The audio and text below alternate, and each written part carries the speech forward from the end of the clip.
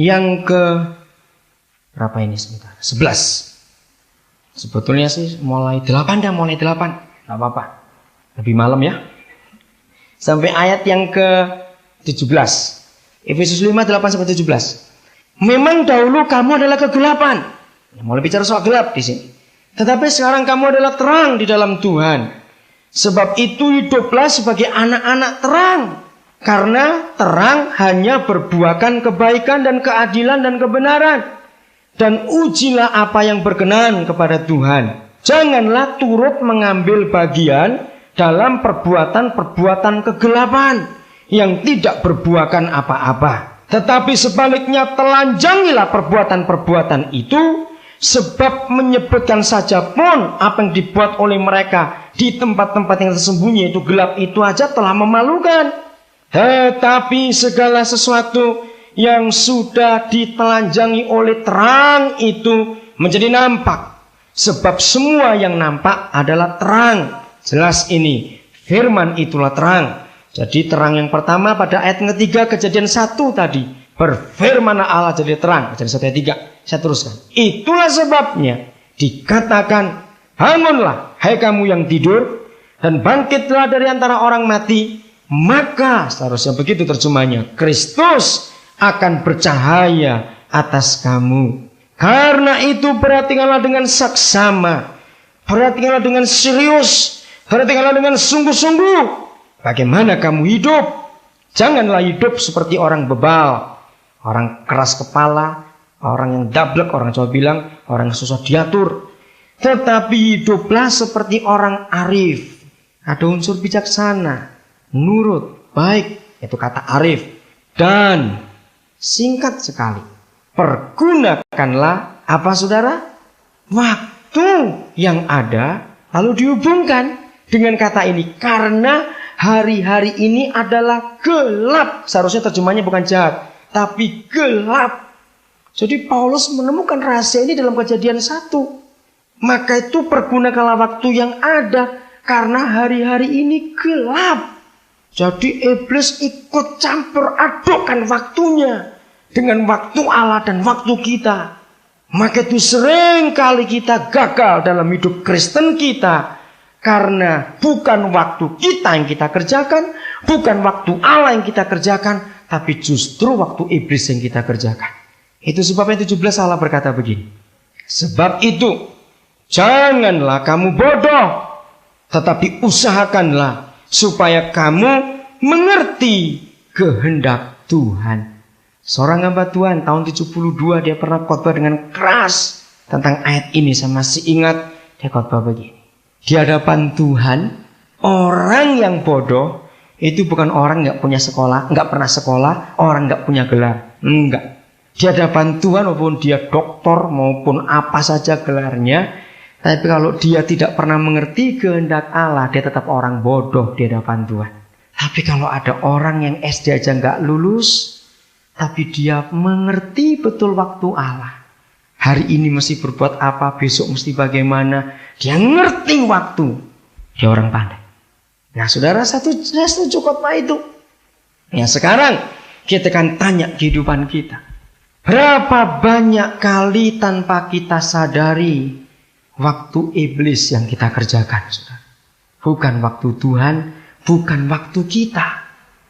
Waktu kita dengan waktu Tuhan itu harus terus kerjasama. Nggak bisa tidak. Kita sekarang belum bisa hidup dengan waktu Allah. Mengapa? Sebab kita masih punya batasan. Waktu Allah itu tak terbatas. Menurut firman Tuhan, waktu Allah itu selalu hari ini. Betul nggak? Baca di seluruh firman Allah, waktu Allah adalah selalu hari ini. Dia nggak pernah kenal waktu kemarin, dia nggak pernah kenal waktu besok. Dia selalu hari ini. Selalu hari ini. Saudara, seringkali kita nggak bisa kenal itu. Sehingga waktu yang kita kerjakan akhirnya bukan waktu Tuhan, bukan waktu kita. Maka itu jadilah pandai, jangan jadi bodoh. Supaya kita bisa mengenal waktu Allah sungguh-sungguh dalam kehidupan ini. Saudara, kalau waktu Allah dengan waktu manusia bisa digabung, itu dahsyat hasilnya. Amin. Itu luar biasa. Tidak ada satupun bisa mengalahkan dua waktu yang digabung ini. Sekarang lebih jauh. Kalau saudara belajar tentang atom nuklir dengan rumus yang ditemukan Einstein, saudara akan tahu ternyata basicnya atau dasar teori itu adalah waktu. Luar biasa, saudara. Waktu itu kekuatan yang luar biasa. Sebab itu anak-anak Tuhan, jadilah pandai untuk bisa mengenal waktu Allah sungguh-sungguh. Begitu pula manusia ternyata diberikan ide ini oleh Allah, cuma mereka nggak mau mengakui. Saudara, begitu kita keluar dari atmosfer bumi, itu nggak terlalu jauh. Begitu manusia keluar dari atmosfer bumi, maka tidak ada lagi jarak dalam ukuran panjang, tetapi jarak yang dipakai adalah ukuran waktu. Maka itu semua teori yang mulai dipakai untuk menghitung di luar atmosfer bumi adalah kecepatan cahaya. Sehingga jarak satu planet dengan planet yang lain, kita nggak bisa mengukur berapa juta kilometer, berapa miliar kilometer nggak terpakai itu. Tapi semuanya setuju berapa tahun cahaya jarak. Renungkan ini. Kalau saudara pada yang belajar teori itu akan tahu.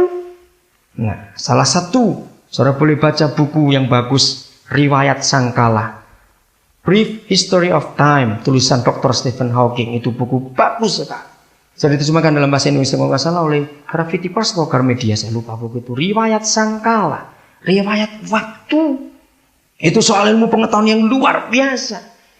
Orang-orang Kristen seringkali terlalu rohani. Semua diorangkan sampai goblok semuanya. Maaf saya berkata. Kita nggak bisa kenal waktu. Doa baik, saudara, baik. Tapi tanpa kerja sama dengan Allah nggak akan jadi apa-apa. Nggak akan jadi apa-apa. Tetap waktu ini digabungkan. Dua waktu ini. Rusaknya ketika waktu Allah dan waktu manusia dicampur dengan waktu iblis, yaitu dosa di dalamnya. Itu jadi kacau sungguh-sungguh. Waktu terbuang. Nggak bisa berbuat apa-apa. Renungkan. Berapa kali waktu dosa kita lakukan. Kacau nggak hidup ini?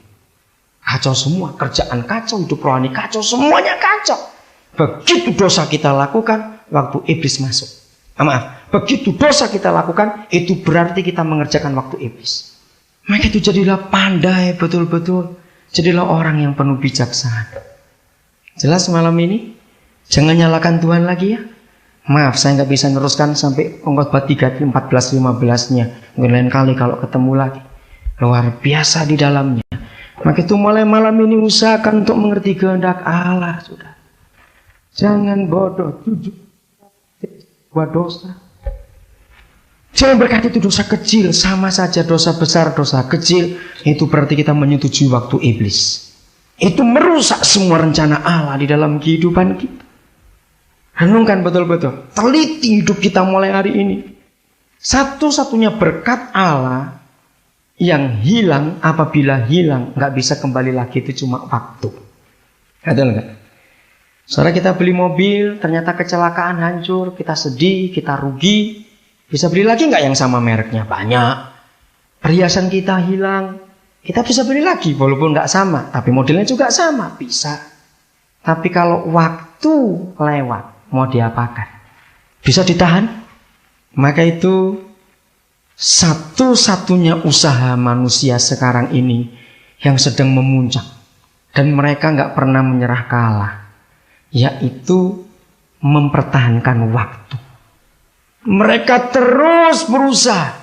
Maka itu kalau dulu ada film The Time Tunnel, manusia ingin kembali ke masa yang lampau, nggak puas. Ada film baru, Back to the Future. Mereka ingin lihat waktu yang akan datang. Wah, sudahlah, aneh. Sekarang waktu mereka sedang berusaha untuk menahan waktu dan mengira waktu, saya cuma tertawa saja. Daripada capek-capek buang uang banyak-banyak, lihat Alkitab. Di situ akan diajarkan. Ternyata saudara, orang-orang percaya diberi kuasa untuk bisa mempertahankan waktu. Sepele sekali. Bagaimana orang-orang percaya punya kuasa mempertahankan waktu? Nah, ini ayatnya.